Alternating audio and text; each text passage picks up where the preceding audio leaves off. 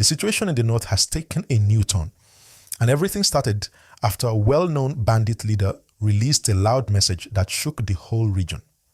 The moment that message came out, people began to worry, communities started talking, and security agencies immediately increased their presence. It was like a signal that something bigger was unfolding. As we talk about this, please remember to like this video and subscribe so you don't miss any updates. Let's go straight into what is happening. The message the bandit leader sent out was bold, a little provocative, and it created tension. He attempted to show confidence, trying to present himself as someone untouchable, but what it really did was trigger a quick and serious response from security forces. The authorities immediately moved into different zones where these groups had been active. They deployed personnel, strengthened their surveillance, and began targeted operations that focused on known hideouts and movement routes. This kind of reaction from the government shows one thing clearly. The security situation is not something they want to allow to grow bigger. Now, viewers, if you're watching this, please like this video so more people can see the updates, and make sure you subscribe because we'll keep following this story closely. As security agencies moved in, communities nearby began to feel a mix of hope and fear. Hope, because whenever security forces appear in large numbers, people expect relief. Fear, because operations can sometimes bring movement restrictions, tension, and uncertainty. But the goal of officers on the ground has been clear: stabilize the area, limit the influence of the bandit groups, and put a stop to the kind of confidence that message was trying to project. What makes this situation especially serious is that this is not just one group trying to show strength. It has become part of a bigger struggle between the state and criminal networks that have operated for years. And each time these networks try to make bold statements, the government responds to show that no group is bigger than the country's security structure. And viewers, while we break all of this down, please remember to like this video right now because your support helps the channel continue. Another important thing is the emotional impact on ordinary people.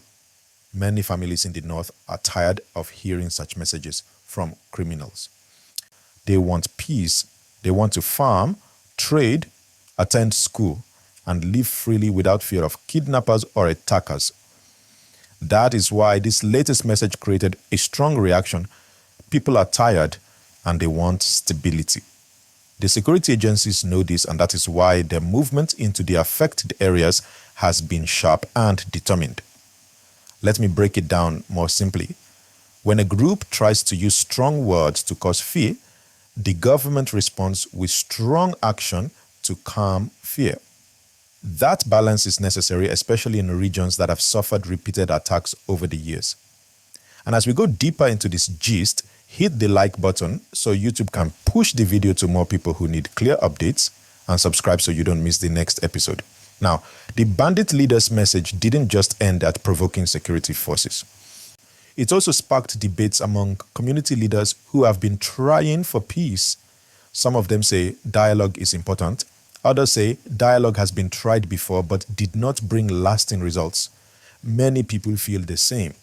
They want peace, but they don't want criminals to use peace talks as a cover to regroup. So now, with this new wave of operations, many community leaders are watching closely to see if the government will push for long-term reforms or if it will remain only a security response. Another thing worth understanding is how these bandit networks survive.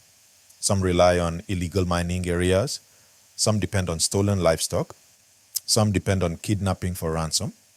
Because of this, security agencies often try to attack not only the individuals but also the financial structures behind them. That is why in the recent operations, reports from the zones show that camps were disrupted, movement routes were blocked, and communication networks used by the groups were weakened. Before I continue deeper, please pause and tap the like button. And if you're new here, subscribe to the channel for more clear-calm updates. Now, let's look at the human story behind all this.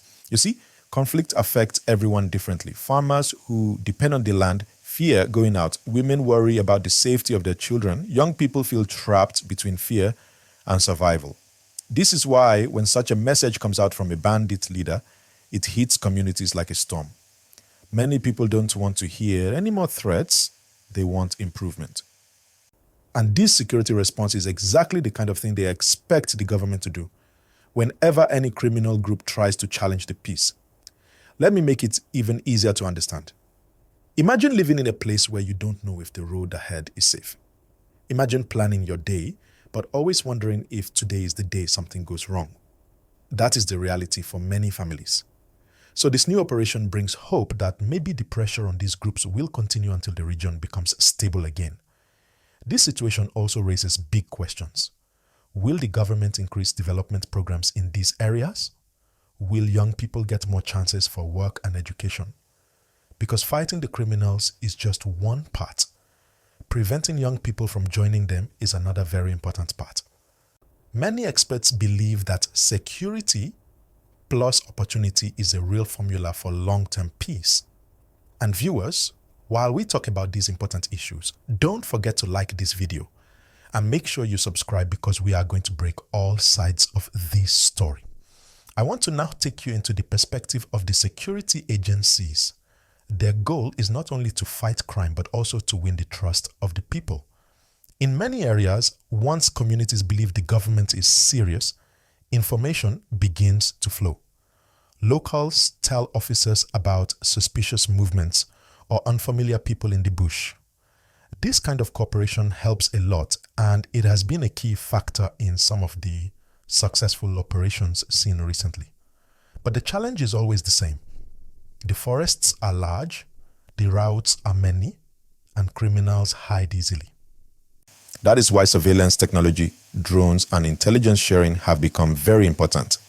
The more information security agencies have, the more effective their operations become.